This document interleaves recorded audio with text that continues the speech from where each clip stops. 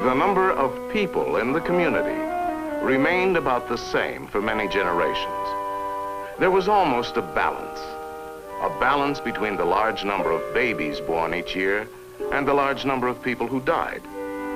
The large number of deaths were brought about primarily by disease, often raging epidemics, and by famine. Most tragic of all, many of those taken were small children.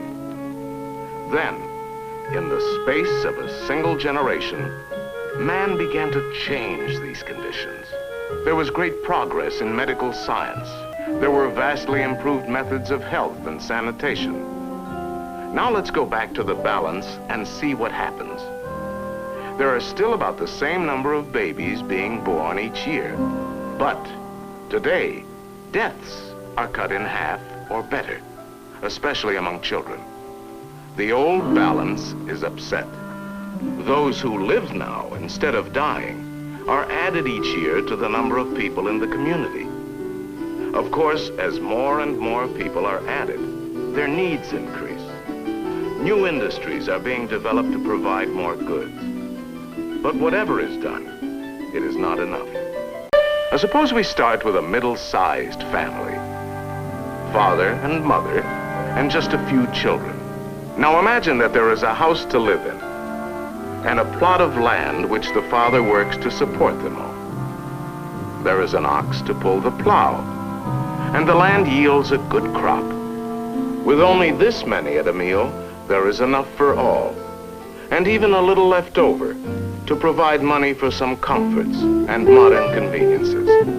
The mother doesn't have to work too hard and stays healthy and happy.